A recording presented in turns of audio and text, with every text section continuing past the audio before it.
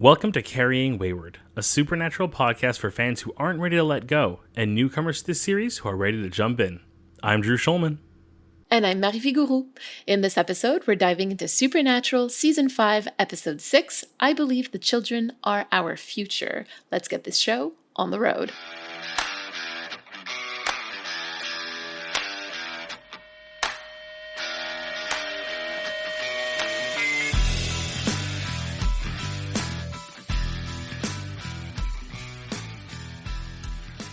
I hate pronouncing the title of this episode so badly. Yeah, I never like when you have that hour and hour. It's like, it feels you have to force it so much, it just feels weird. Because otherwise it's like our future. Our.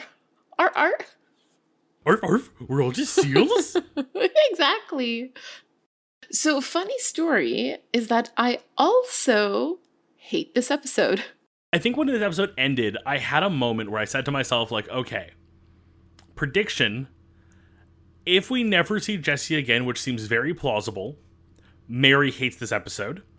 If we do see Jesse again and it becomes an incredibly plot-relevant episode, this is going to be one of those, like, Mary loves it because he's such a good kid and there's, like, a whole thing to him. I'm going to take a guess and say you don't like this episode from your previous comment, and that is because this storyline doesn't go anywhere and it's a bottle episode, isn't it? I'm not going to let you spout off your amazing theories. Like, it is what it is. Jesse never comes back. We never hear from him again. But I do have some thoughts about that to share with you in the long game. I can't wait to get there, but I will definitely now have to include Jesse in my fictional fan fiction that also includes the Rougarou's child, who we've lost also. It's not only the whole Jesse thing, but it's also like the blatant, like, non-consensual sex and pregnancy. Like, it's all very icky, and honestly, in this episode, we're just not going to talk about it all that much. The only redeeming factor of this episode was Jesse, and to find out that he was a one-off, I now agree this episode was meh. Shall I recap this blech? Yeah, I'm going to count you down. 3, 2, 1, bleh. Brothers start investigating some goings-ons in town. The first one being a woman who looks like she was attacked by an animal, but it turns out she actually may have done it to herself. How is that possible? Crazy. We have this doctor throughout the entire episode who's very good at just expositioning things, it turns out. We then find out that all of these things seem to be like weird rumors or myths we believed as kids coming true, and it's all due to this one kid who has powers, and it then turns out this kid is literally the Antichrist, and their way of trying to stop him was to lie to him, and then the demon shows up and tells him the truth, and then Sam goes, no, here's the truth, but better, and the kid's like, yeah, peace, Australia, bye, time. I mean, we assume Australia, but that seems really obvious too. Again, because we don't know, I think it's not wrong to assume Australia. I know we dipped into the long game a little bit when we discussed your dislike for this episode and the reasons why, but is there anything worth bringing up in the long game for the actual long game? I mean, I'm still going to harp on the fact that we never see Jesse again, just because to me it is absolutely unbelievable. Like, the storyline has so much potential, and it's made into a bottle episode. Like, I would have really liked to see it much more developed to learn a lot more about it. And the good news is that I know for a fact that Andrew Dabb agreed with me, and that's where I'm going to leave it. Okay, good to know. We do find out some interesting lore in this episode that we need to remember for way later down the road. I'll be intrigued. My only guess is the whole how antichrists are made thing. This is our first mention of the Tooth Fairy. Oh god, first? Yeah, first. Okay. There's also a quick mention that this could be a trickster, which I found interesting. So I had a thought in this, especially the fact they were in a hospital when they said it. The trickster is starting to feel like the Lupus answer on House. Is it Lupus? Is it Lupus? It's going to become such a thing that it's never a trickster, or it's never the trickster whenever it feels like a trickstery episode, but they will always go to it as a, like, maybe. But then eventually it will be done so much that they'll have to reverse it by actually being the trickster just to remind us that he's still there. We haven't seen him in a while. Demons and humans can make babies together, and I would suggest not to think too much about the mechanisms of that, especially in this particular instance, just because no matter how you think about it, it's pretty awful. Yeah, no, I mean, I will personally just, in the comedic headcanon way, assume there's some really, like, logical, scientific way to do it. Like, the demon, like, knocked her out and, like, you know what, you're right, even then, yeah, icky, no, never. And that is exactly my point, listeners. Do not think about it too much, even though Drew tried. I was like, I can logic my way out of this into some, like, real bullshit way. No, it's awful, no matter how you do it. Fuck it. Basically, children that are half demon, half human are quote unquote far more powerful than either and are known as Antichrist. And Cass specifically explains that the Antichrist isn't Lucifer's child per se, but like general demon spawn. So there we go, a bit of like internal lore crafting. I will also say that I like Cass's other point in this conversation, which is the Bible gets more things wrong than it does right. It's a good look. It's a funny line, I'll be honest. But it also kind of sets the precedent of like, yes, we vaguely follow Christian mythology, but we don't have to follow it to a T because we are writing our own mythology based off Christian mythology. Right, and the whole idea is also that like angels literally predate the Bible. Yeah, so they would know better. So the last thing that I'll add in the long game is that Jesse, the Antichrist, as we've talked about, really likes the idea of a world without lies. With that, shall we go to story time where I can know things? Yes. So today our theme is misconception, and the word comes from mis and conception. You know what? It's worth saying because there are very few select words, I can't think of any off my head, where they have what you would assume is a suffix or a prefix, but don't actually have one. So the prefix mis, bad, and the word conception comes from Latin concipere, which means to take in, to become pregnant, or to grasp. The word conception refers to both ideas and pregnancy. So in this case, misconception is going to be about a bad grasp of an idea or like a misunderstanding, basically. And this isn't something that I thought about necessarily when, I proposed this theme to the group chat. But it does touch upon the concept of pregnancy as well, which is on theme with this episode. There was a moment where you said, like, and for this episode, the subject will be misconception, which, I mean, it works, though. And I was like, why is that, like, a bad choice? Like, it works, but, like, you don't want to use it. And now I'm putting the dots together. So, who are we starting with this week? I think we should start with Cass. What do you think? Yay.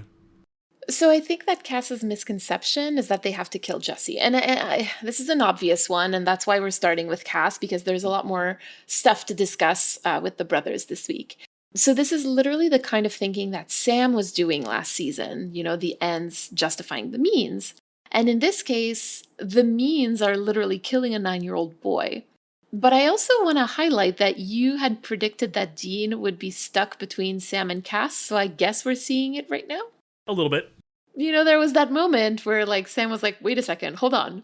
Like, you could tell that Dean was, like, kind of listening to Cass, but then also, like, not feeling great about it. Like, there was definitely a little tug of war there. So I realized that while misconception means a little something different for all of our characters this episode, there's a very common thread we'll get to, and when we get to the end, I'll be a little more obvious, but it feels a bit out of place in Cass this episode because we know him so well. We also know what he used to be like. I mean, more from story, we know more of the angels as a whole, and he's learning. I mean, he literally went against God and is doing his own thing now against the wishes of angels and basically going on his own. He's learning to be his own person and do things his way and try to get away from his old way, the whole if there's a problem, just kill it way, which seems to be what angels did up until now. It's all still really early, and it's scary, and this isn't just someone threatening to kill all the angels, this is someone threatening to kill the vessel, as he put it, very clearly referencing Dean, but they don't actually address it in the episode. Or, like, trying to, I guess, getting lost a little bit in, like, the way that Dean has taught him to be. I would feel it is a normal reaction when you are kind of put in a corner, you're kind of pressured. The ways, the parts of you that are more instinctual come out, and when you are raised in a certain way, there are parts of you that come up more instinctually than others. To put a really simple example on it, let's say you are, a personal example, I, for years, worked at summer camps. Something you can't do around kids is swear. But when you are really put in a rough spot or something completely out of the blue or things that are just so completely against the norm, that you revert to your truest form, you'd slip up once in a while. I mean, I wasn't murdering 9-year-olds, but, the occasional swear word came out when I got stung by a bee or one of the kids, fell and I had to run after them and catch them before they fell off like a mountain. Yeah, okay. I'm interested to see where you're going with this, I have to say. Oh, okay. I like that I kind of got you on my train. Then shall we move to Sam and continue a little bit? I think that Sam's is the most interesting misconception. Because last episode, Sam and Dean just talked about how they need to be equals in their hunting relationship. And here, Sam is very strongly advocating to tell Jesse the truth. Dean ignores him.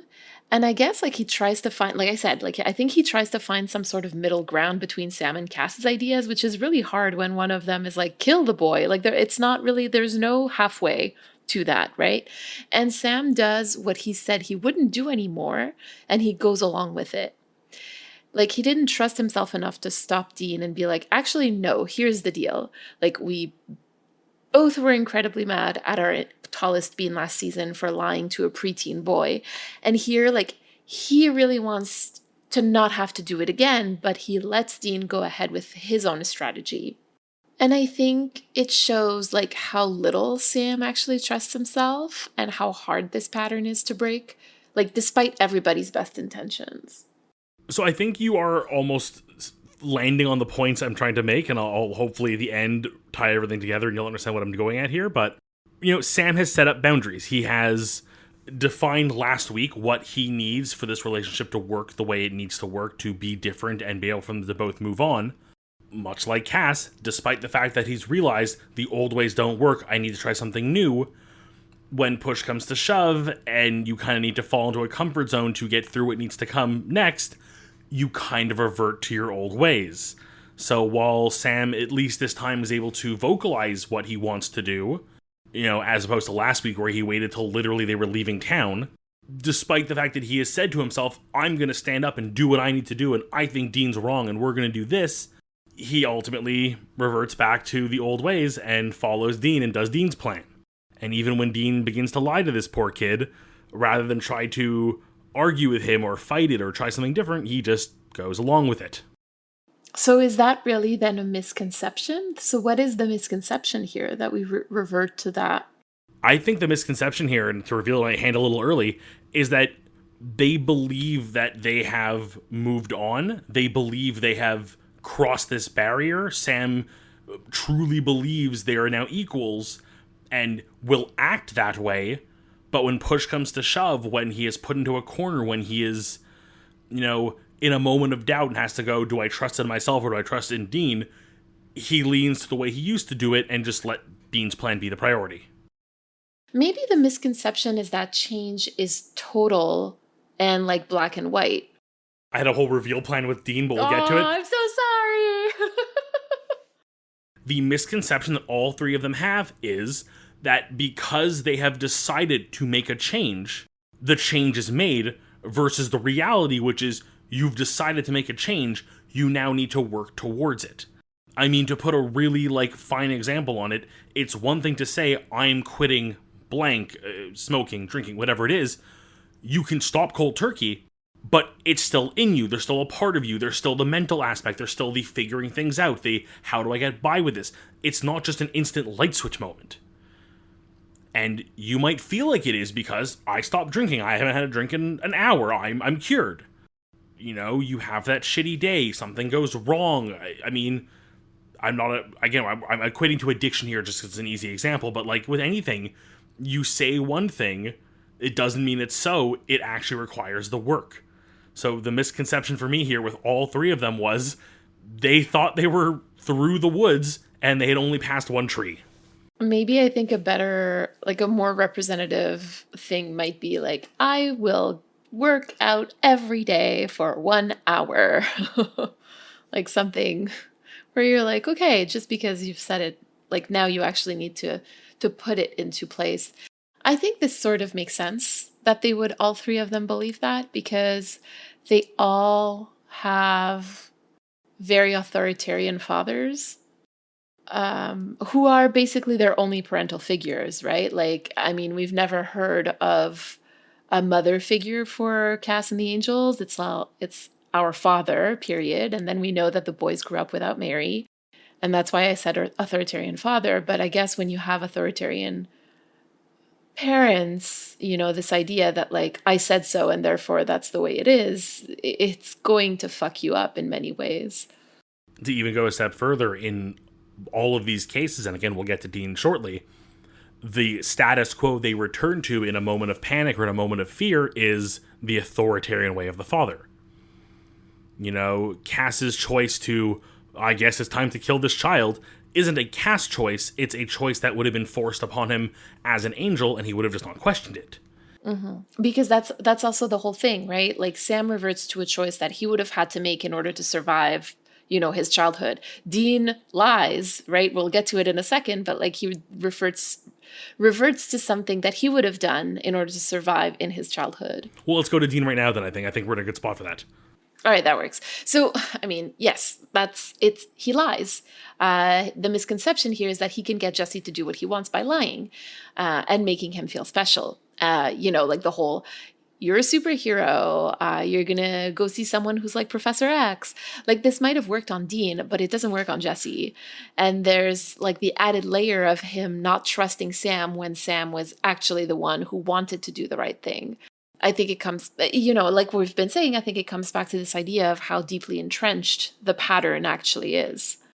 There we are. I mean, this was my 3 for 3 moment of all three of them. While the misconceptions weren't exactly aligned, it really all comes down to they fall back onto the things that they shouldn't be falling back on. They are going back to the ways they're trying to get away from. I didn't even think about it until right now. I really, it just hit me when you said it for some reason. But the idea of lying to Jesse to get what they want is, almost what John did to Dean, of telling Dean, you need to protect Sam, you need to be his hero, you need to be his protector. I don't think it was so much a lie in that moment, but it was telling them what they needed to hear to get the result they wanted. The way that I saw it when I said it was more about like how Dean probably lied to John a heck of a lot in order to get by, or how Dean lied to teachers, to other adults in his life in order to survive, to make sure that like he wouldn't get, that his family wouldn't get broken up, right? Yeah, no, that makes sense too. It goes both ways. Damn. Oh, Dean. Now, the other thing that showed up for Dean for me was the last line of the episode, which is, the more I think about it, the more I wish Dad had lied to us too. And this is just such a stark contrast with what he was telling Sam in earlier seasons. And like, it's also the continuation of his whole, like, Dad didn't have a choice with us, but with Adam, he let him grow up normal. So I feel like we're seeing Dean like starting to realize just how fucked up his childhood was. And he's like starting to realize that John wasn't who he thought he was. The realization about John, I think, has already started a while ago.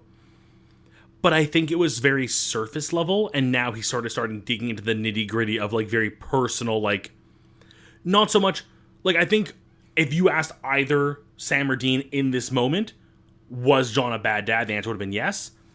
But I don't think it was until this moment that really we start seeing, especially on Dean's side, how much John hurt him specifically. I agree. I think that Dean is starting to be more casually vocal about it, which, before whenever he would talk about John, it would be like really emotional. Like it would be really hard for him to say the words, right? And we know that Dean has issues with speaking when he gets emotional, whereas now it's starting to be a little bit more like the tightness in his chest, and I'm using this more as like a visual, but like it's starting to ease up a bit. Like he's able to say words about his father that aren't only complimentary. So it's like we're starting to see him be a bit more casually critical of John, which is a huge step for him, in my opinion, even though like this process has been ongoing for quite a few seasons and we've been talking about it quite a bit. Like this, to me, represents a milestone. No, I agree wholeheartedly. This really feels like the first major turn for Dean since we've started to see the like understanding that John was a bad father. Like we've seen it we've been very vocal about it, but we start to see it in the way that he reacts to. I'm trying to think what the first like big moment was with. I'm sure there's so many I can pick out, and I'm sure I'm not picking out the earliest one, but It's in the dolls episode, or like right, the doll and the lady who, I can't remember the title of it. It's like The Shining. oh yeah, when they're in the hotels with drunk Sam and Yes, with drunk Sam, and Dean is like, Dad shouldn't have done that, you know. I think a lot of the flashback episodes do it very well justice, but this is the first time that, like you said, Dean is really able to like turn it from a you statement of like, oh, you, John, were a bastard, to I, Dean, was hurt by John. It becomes self-reflective. Something Dean is not really good at, and now 2 episodes in a row seems to be a lot better at it. Is he not good at it, or is he just not allowed to express it until now? Little column A, little column B, I feel like there's times where he could have been more receptive to it or better at it. But also I feel like a lot of times it is just the way that Sam confronted him about it that he didn't give him the room to do so. Because Dean takes time, right, to get to those things. Just because like his thought process takes a bit more time and introspection, like that is literally self-reflection. So I'm gonna get a little defensive of Dean here. Not because I see myself in him at all. Anyway, are we ready to move on to critical time? Let's. So, who was behind this episode? I'm guessing one of the names based on previous conversation, but... Well, would you guess that this episode was written by Andrew Dabb and Daniel Laughlin? Yeah, I think we discussed in the past that they have a tendency to be a little, uncouth in some ways. That really deep exploration of the boys' childhood, it entirely almost in the subtext, is very, very Dabb and Laughlin. Yes, I agree with you. And our director? Charles Beeson. A comforting name. I feel like we hear it enough, and I feel like Charles Beeson's one of those names that's come up frequently enough that I've like lost track of the episodes they've done, that they've sort of just become a very like neutral like name to me. Like it's just like it doesn't inspire me to be like, oh, a Beeson episode, but I'm also not like, ugh, him again. Ugh, a Beeson episode. Does anybody live in the Hunter's Journal? Oh, we do have a good one this week. I'm excited for this one. I've been at this game a long time. Yeah, I've hunted with other great hunters. I've seen the rise and fall of apocalypse-level nightmare scenarios. It was almost mundane if the thing I was hunting didn't have some giant nasty plot to end all life or, I don't know, devour the sun or something crazy like that. I faced specters of the worst parts of humanity. You know, I nearly put werewolves extinct. I once hunted and killed the oldest vampire on record. It bears mentioning that when I tell you that I was dumbfounded, absolutely at a loss for words this evening, it carries some weight. I did not think twice about weird noises and smells from a house, you know, objects disappearing, some oddly colorful splashes of what we and the homeowners assumed were saliva or maybe other secretion, but I'll let you know they were wrong. Plain as day. For this entry, in this journal, I write to you, sitting under the shade of a tree, watching the culprit scurry around the yard, in and out of small cracks in the home's foundation, its puffy white cotton tail and adorable floppy ears, stopping once in a while, like a little statue, only to hop away, revealing an egg. It would then take it inside, and return moments later to hide the now painted egg. The Easter Bunny. As I live and breathe, it's right in front of me. It's actually given me quite a few eggs of my own. And I must say, some of the best chocolate I've ever had. I don't know, something about this week's episode inspired me to be like, what is the weirdest thing a hunter could come across? What is the absolute weirdest mythological creature, whether it has roots in actual mythology or not? I love that they mentioned the Tooth Fairy in the episode, and you went for the Easter Bunny. Honestly, conversation with the wife, and I was asking, what is the weirdest, like, if you were to walk into the woods right now and see mythical creature of your choice, what is the one that would make you go like, huh? Because, like, there's some out there, like, I feel like I could write this about Bigfoot and you'd have a good laugh, but, like, Bigfoot's still, like, a 6 foot, 8 foot tall, like, beast. Loch Ness Monster, kind of fun and I would consider adorable, but it's still a giant sea serpent, a possible dinosaur. But the Easter Bunny? That one just, what would you do? I mean, I hope that they're nice and that they give me chocolate. That's what this one did. So I like that. This hunter has faced many things, even the Easter Bunny. And what do you have for us this week? But I have to come back to the reason why I dislike this episode so much. Leaving aside the forced pregnancy, because that is just abhorrent to me. I just think that the Antichrist story has so much potential. It would just make a really great arc for an entire season or even two. And I just don't really get why they tried to fit it into a single episode. And on top of that, like I told you before, Jesse never comes back. And I just don't really get what it is that this episode brings to the season that made it so necessary for this particular story to be told in one episode. They make such a big deal about how powerful he is. And they make a really big deal at hinting that he's not the only one out there. And for what? Like my thought process finishing this episode and wondering what was going to happen, I really expected, my first thought was, oh, they're going to bring him to Bobby, they'll put him on the sideline for a little bit, they'll have some confrontation with him, and he'll become I don't want to think a main character, but he become a recurring character for a little bit, and they deal with this a bit, and I could see a lot of childhood trauma coming up and having to deal with it. It would be a great development point for the brothers, and heck, he could cure Bobby and make him walk again and just show how powerful he is. And to find out that he is not coming back, I'm happy to know. I would hate thinking that he can be around any corner, but what a bummer. What a great concept. What a great, I genuinely have so many questions now. Are we gonna get other Antichrists? Are they as common as they could be? There's so many open-ended things that don't feel good. It doesn't feel oh, we revealed a new lore. It's no, you just spat out something really cool and then went, nah. Exactly. It feels awkward to me. Anyway, with that, do we want to go listen to what our community has to say? I would love that.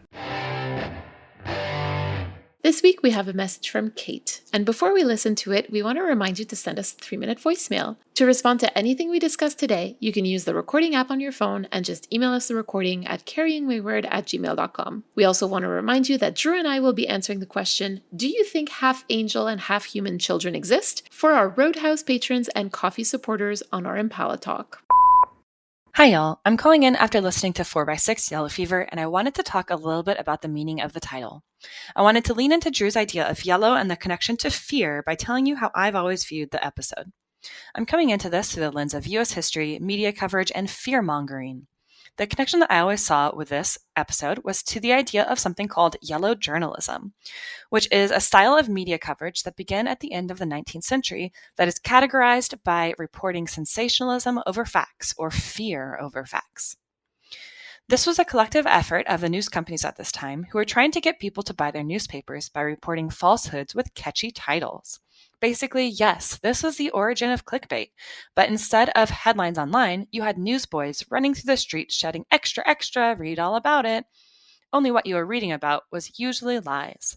They would take one small grain of truth and blow it wildly out of proportion to get their readers, who at this time were those who were literate and could afford to buy the news, aka wealthy white men, to buy their paper over their competitors' papers.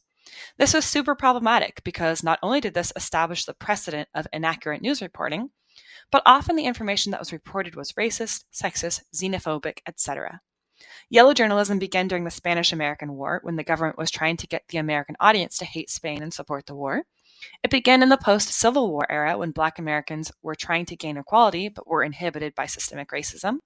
And it began when all of the U.S. had isolationist policies and were incredibly anti-immigration and most foreigners. Yellow journalism was used to drum up fear in the American population and has since continued to be used in this way. And examples like the Yellow Peril, the Red Scare, and the Lavender Scare wherein media was used as a tool by the government to make Americans fear Asian immigrants, communists, and the gay community, respectively. So, to connect it all back to the episode, I always looked at the title Yellow Fever as the ghost sickness appealing to Dean's base fears through small, insignificant representations of them that were not actually worth worrying about, just like how news coverage from the late 1800s through today appeals to people's base concerns and fears by constructing false narratives and connections between events that aren't really related or that make things out to be much more serious than they actually are.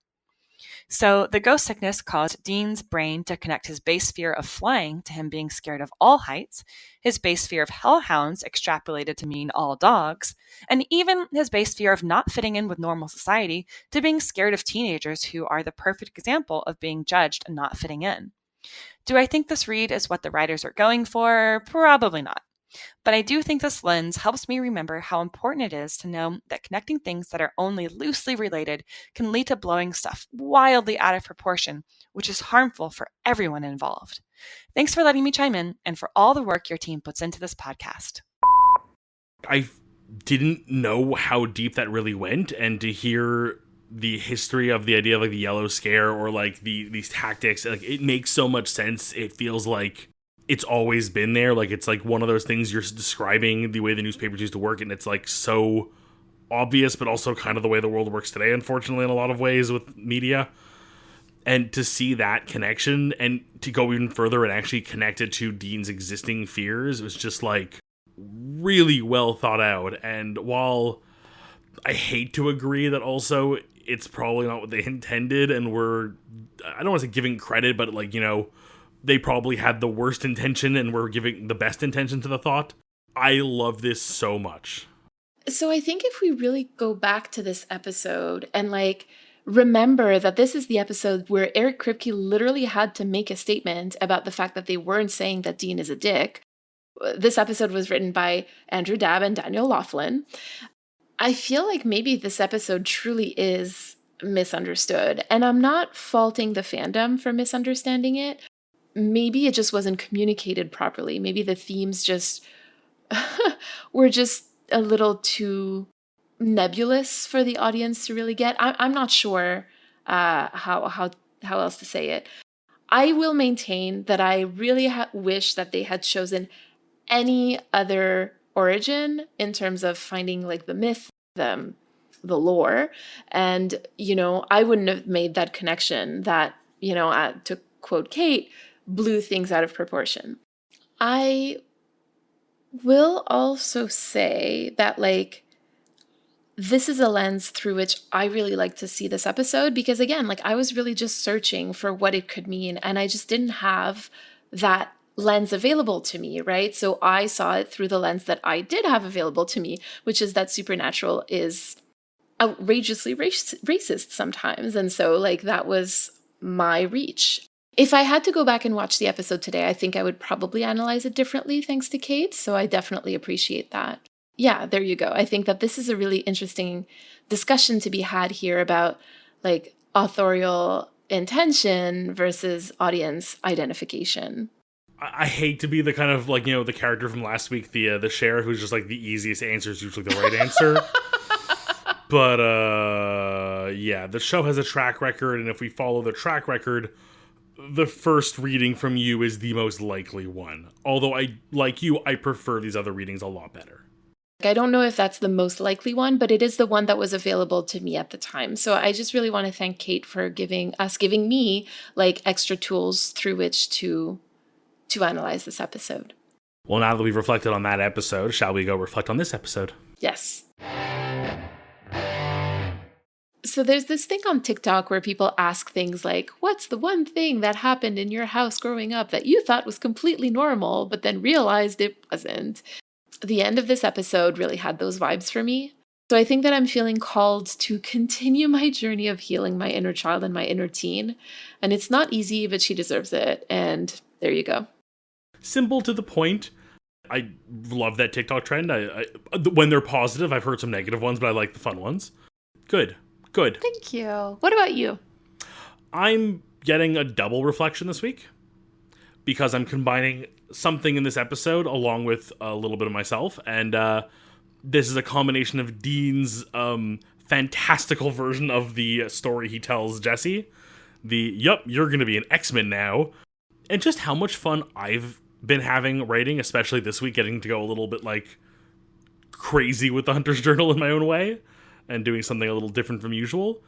And it's reminded me that like I really like writing, and I'm not going to lie, I think I'm pretty okay at it. My call to action is a very specific one this week, and that is to write more. And very specifically, I feel like I'm in a place right now where, without getting too into it, nothing's wrong, it's just a busy time of the year. Right now is not the right time to be doing this, but I think this year in November when NaNoWriMo comes around, I'm going to participate again. We're recording this at the end of August for transparency, but I just got the syllabus for one of my courses, and I have a 20-page paper to hand in on December 6th. So the minute you said that, I was like, oh, maybe I can also double duty. Yeah, there you go. It won't be I'm fiction, writing. but there you go. Writing is writing. Yeah, writing is writing, that's for sure.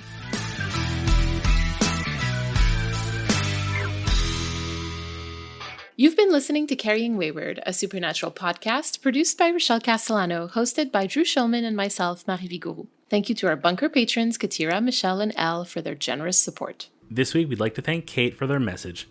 Follow us on Twitter, Instagram, TikTok, and YouTube using @CarryingWayward, and leave us a rating and review on your podcast service of choice. And don't forget to join our Ko-fi or Patreon for perks and extra content. You can use the link in all of our social media bios or go directly to carryingwayward.com. Carry on, our wayward friends. Mwah, mwah. Would you like to get us started? Sure, I can get us started.